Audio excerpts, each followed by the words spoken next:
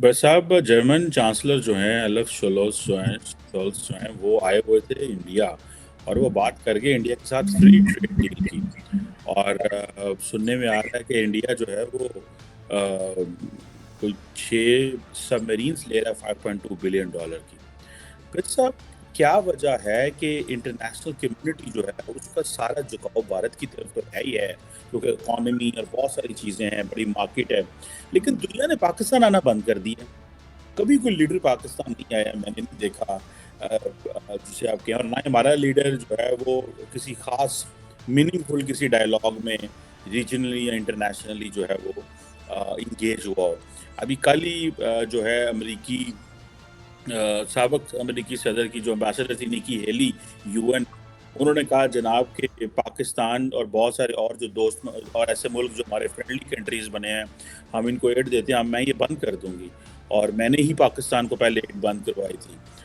تو وہ بڑی مضبوط کینڈیڈیٹ ہے، اگر وہ نہیں بھی پریزیڈینشیل الیکشن پریزیڈنٹ کے لیے ون کرتی ریپبلکن پارٹی سے، تو لائکلی پارٹی ہے، پاسبلٹی ہے کہ اسے ڈونلڈ ٹرمپ یا رون ڈیسینٹس یا کوئی اور اسے وائس پریزیڈنٹ کے طور پہ لے سکتا ہے۔ سو پاکستان جو ہے، یہ جو گلوبل آئسولیشن ہے ہماری، اس کو کیسے آپ دیکھتے ہیں؟ اور دنیا ساری اب جو ہے وہ انڈیا آتی ہے، ایک وقت تھا جو انڈیا آتا تھا ہم اس کو گھورتے تھے کہ تم پاکستان کیوں نہیں آئے۔ سو یہ جو سفر ہے کہ ایک جہاز انڈیا اترتا تھا، پھر وہ اسلام آباد اترتا تھا، اور پھر وہ جاتے تھے، یہ کیوں سر ایسے یہ ممکن ہوا؟ اور ذرا کائنڈلی ہمارے ساتھ یہ ذرا آپ شیئر کریں۔ یہ بڑا دلچسپ اور ٹریجک قسم کی ٹاپک ہے جناب، دونوں پہلو ہیں اس کے۔ اور یہ جو ماضی کی آپ نے بیان کیا نا کہ جو کوئی بھی دلی آتا تھا اس کو اسلام آباد آنا پڑتا تھا، تو یہ جو ہے یہ ایک باقاعدہ کلیئر قسم کی ویسٹرن پالیسی میں جو چینج ہوئی ہے، جو کوئی سے کیا مراد تھی جی، بنیادی طور پہ سارا ویسٹ جو ہے وہ فالو کرتا ہے یونائٹڈ اسٹیٹ آف امریکہ کو، سمپلی اسپیکنگ۔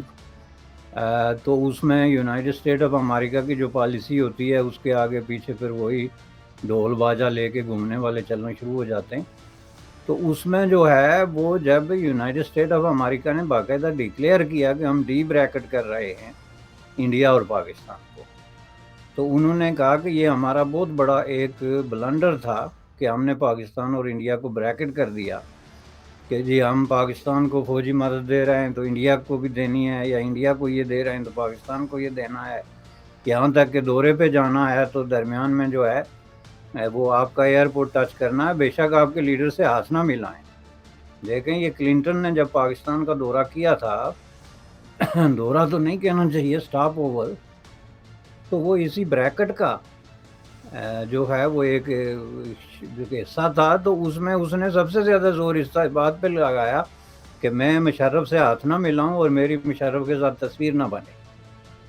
تو اب ظاہر ہے کہ مشرف تو اس وقت پاکستان کو ریپرزینٹ کر رہا تھا نا، میں یہ نہیں کہوں گا کہ مشرف پاکستان تھا، لیکن اس کے کہنے کا مطلب آلموسٹ یہی تھا کہ میں ہی پاکستان ہوں، کیونکہ میں جو کچھ کرتا ہوں، میں صدر پاکستان ہوں، میں chief of the military staff ہوں، میں پتہ نہیں کیا ہوں۔ تو اس سے اس نے ہاتھ نہ ملانے کے لیے کلنٹن نے کتنے جتن کیے۔ اب میں سمجھتا ہوں کہ یہ دنیا کی ایک بڑی آرٹ قسم کی پالیسی تھی جس کا تعلق سر جنگ کے ساتھ تھا، اور ہم بارہ اس پہ ڈسکشن کر چکے ہیں، اس کو ری وزٹ کرنے کا فائدہ نہیں، لیکن نیٹ شیل میں یہ ہے کہ یہ جو کولڈ وار کی سچویشن تھی اس میں ویسٹ کی ضرورت یہ تو تھی کہ پاکستان ہمارے ساتھ رہے، چونکہ پاکستان نے اڈے فراہم کیے ہوئے تھے ویسٹرن پاورز کو سوویت یونین کے خلاف۔ ٹھیک ہے جناب، یہ بڈ ویر جو آپ کہتے ہیں، اور یہ جو دوسرے، بلکہ ہر اڈا ہی کھلا تھا جی، جہاں سے مرضی وہ اپنے پیارے اڑائیں۔ اور ایک بہت ہی بڑا اسٹریٹجک قسم کا پارٹنر تھا جس نے ملٹری پارٹنرشپ کی ہوئی تھی یونائٹڈ اسٹیٹ آف امریکہ اور اس کے ساتھ جڑی ہوئی دیگر قوتوں کے ساتھ، تو یہ تو ان کی ضرورت ہی تھی، لیکن اس کے باوجود انڈیا کو کسی صورت میں وہ ضائع نہیں کرنا چاہتے تھے، اور ان کی پالیسی یہ تھی کہ جو بھی کرنا پڑے لیکن انڈیا کو ساتھ رکھا جائے۔ اگر ہم نے ایسا نہ، اس کا مطلب یہ نہیں کہ ان کو انڈیا سے پیار تھا، اس کا مطلب یہ تھا کہ وہ سمجھتے تھے کہ اگر ہم نے انڈیا کو اس طرح کھلا چھوڑ دیا تو یہ جو ہے نا وہ بہت زیادہ کلٹ کر جائے گا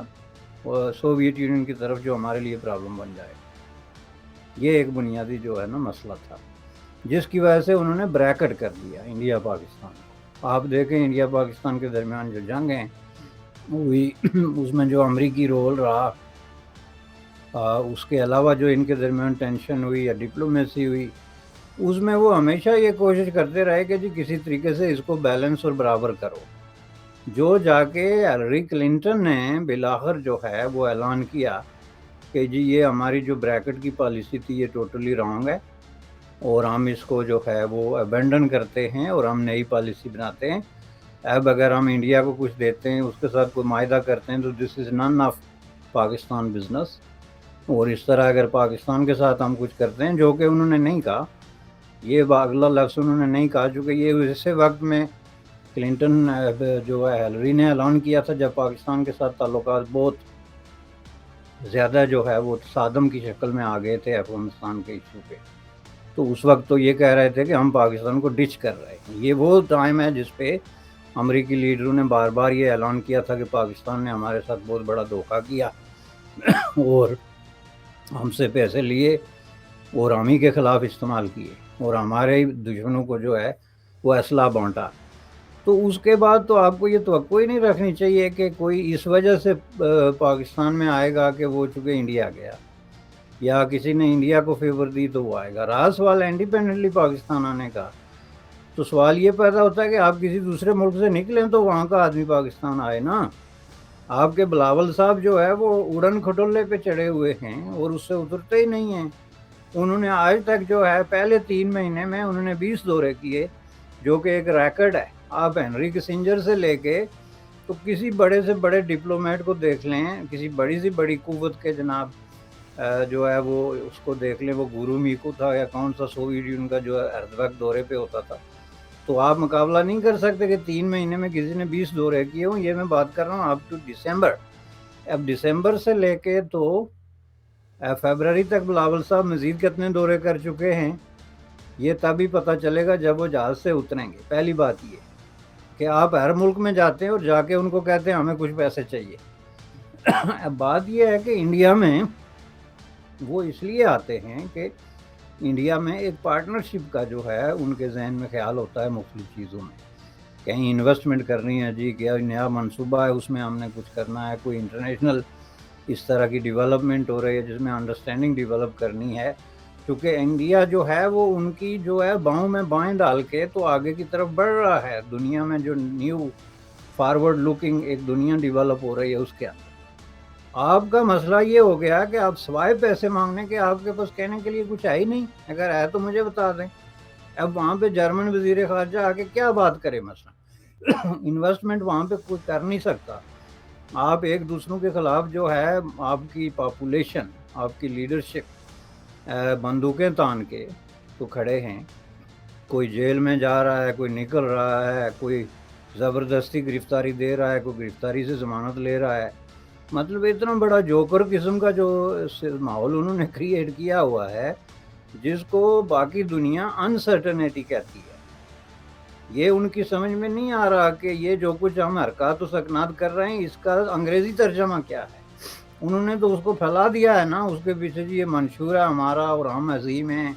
اور یہ ریاست مدینہ ہے اور یہ ریاست فلاں ہے، لیکن اس سب کو اگر آپ نیٹ شل میں بند کریں تو وہ لفظ نکلتا ہے انسرٹنٹی،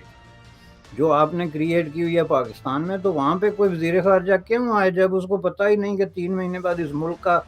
کیا ہونے والا ہے، یہاں کا اونٹ جو ہے وہ کس کروٹ بیٹھے گا یا یوں ہی کھڑا رہے گا۔ یہ بھی ہے نا، کئی دفعہ اونٹ کا نہ بیٹھنا بھی تو ایک پرابلم ہوتا ہے، اور لگتا یہ ہے کہ کھڑا ہی رہے گا، کیونکہ ایک ایسا ملک ہے جس میں آپ اعلان کرتے ہیں کہ ہم نے گرفتاریاں دینی ہیں، اور آپ گرفتاری دیتے ہیں تو اس کا مطلب کیا ہوا کہ آپ نے اعلانیہ ڈکلیئر کیا اپنے فنڈامنٹل رائٹس کو سرنڈر کر کے، تو حکومت کو مجبور کیا کہ ہمیں اریسٹ کریں۔ تو جب آپ اریسٹ ہو گئے تو آپ کے بیوی بچے جا کے لاہور ہائی کورٹ میں کھڑے ہو گئے کہ جناب یہ ہمارا والد اریسٹ ہو گیا اور یہ ہمارا فلاں اریسٹ ہو گیا، خامند اریسٹ۔ ایک لبِ نیوز انڈیا، انترراشٹریہ خبروں کا منچ۔